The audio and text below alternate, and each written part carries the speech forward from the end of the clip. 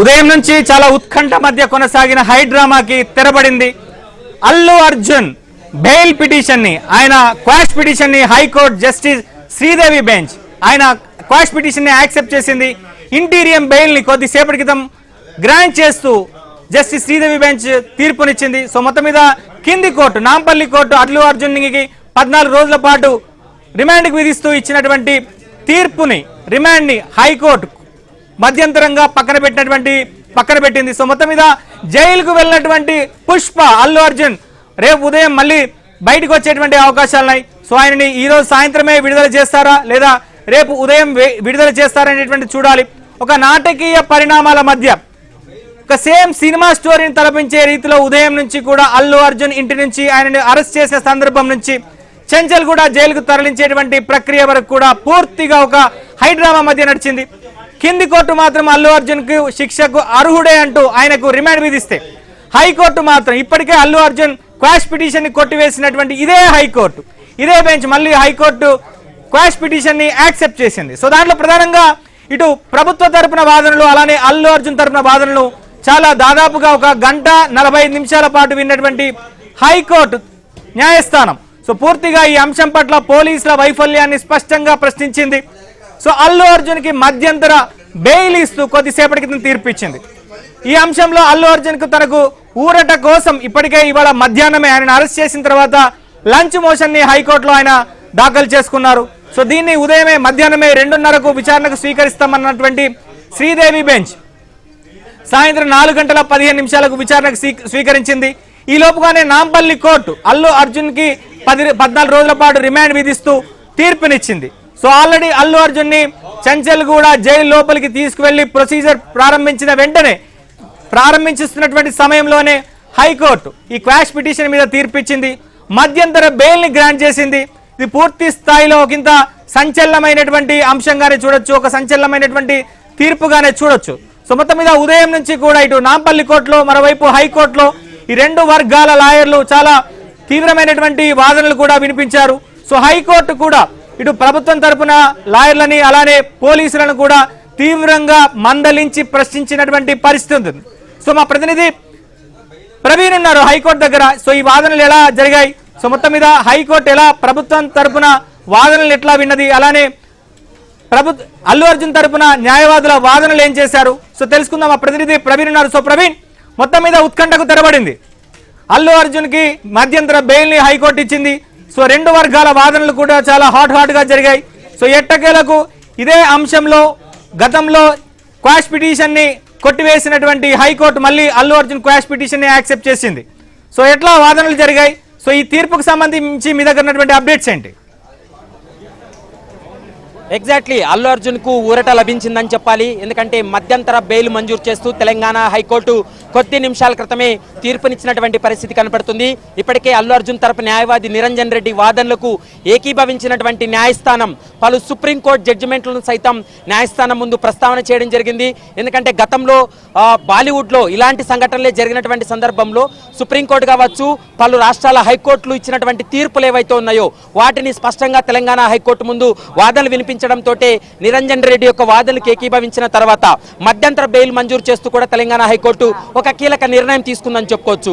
అయితే కింది కోర్టు ఇచ్చినటువంటి రిమాండ్ 14 రోజులు రిమాండ్ విధించడంతో కొద్ది నిమిషాల క్రితమే చెంచల్ కూడా జైలుకు తరలించారు. ప్రస్తుతం అల్లు అర్జున్ చెంచల్ కూడా జైల్లో ఉన్నాడు. అయితే కొన్ని కండిషన్స్ తోటి ఈ మధ్యంతర బెయిల్ కూడా ఇచ్చినటువంటి పరిస్థితి కూడా కనపడుతుంది. హైకోర్టు అయితే మాత్రం ఎక్స్ట్రాడినరీ జ్యూరిడిక్షన్స్ ఎక్సర్సైజ్ చేసిన తర్వాత హైకోర్టు ఒక కీలక నిర్ణయం తీసుకుందనేది మనకు స్పష్టంగా అర్థమవుతుంది. మరోవైపు లిమిటెడ్ పీరియడ్కి మాత్రమే ఈ మధ్యంతర బెయిల్ మంజూరు చేసింది. అంటే పూర్తి మధ్యంతర బెయిల్ కాదు కానీ లిమిటెడ్ పీరియడ్లోనే ఈ మధ్యంతర బెయిల్ మంజూరు చేసింది అనేటువంటి అంశాన్ని మనకు స్పష్టంగా అర్థమవుతుంది. ఎందుకంటే గతంలో కొన్ని సుప్రీంకోర్టు ఆర్డర్స్ ఉన్నాయి. ఆ సుప్రీంకోర్టు ఆర్డర్స్ని ఆధారంగా చేసుకొని తెలంగాణ హైకోర్టు తీర్పును వెల్లడించినట్లు మనకు సమాచారం అందుతుంది. మీరు చెప్పారంటే ఈ కేసుకు సంబంధించి అంటే తెలంగాణ హైకోర్టులో వాదనలకు సంబంధించి మీరు అన్నట్లుగానే ఇప్పుడు మధ్యంతర బెయిల్ మంజూరు చేసింది. కానీ లిమిటెడ్ పీరియడ్ మధ్యంతర బెయిల్ అంటే ఏంటి, అసలు ఏంది ఈ పిటిషన్కి సంబంధించి సుప్రీంకోర్టు కొన్ని తీర్పులను కూడా ప్రస్తావన చేసినప్పుడు వాటిని పరిగణలోకి తీసుకుందని చెప్తున్నారు. కొంత మెరిట్స్ని ఆధారంగా చేసుకొని తీర్పును వెల్లడించిందని చెప్తున్నారు. ఏంటి సార్ ఈ క్వాష్ అప్లికేషన్ అనేది 528 ఆఫ్ BNSS యాక్ట్ ప్రకారం ఫైల్ చేయడం జరిగింది. 528 క్లియర్లీ సేస్ దట్ ఏం చెప్తుందంటే ఇన్హెరెంట్ పవర్స్ ఆఫ్ ది హైకోర్టుకి ప్రతి హైకోర్టుకి కూడా ఇన్హెరెంట్ పవర్స్ ఉంటాయి. ఆ పవర్స్ ఉపయోగించుకుని ద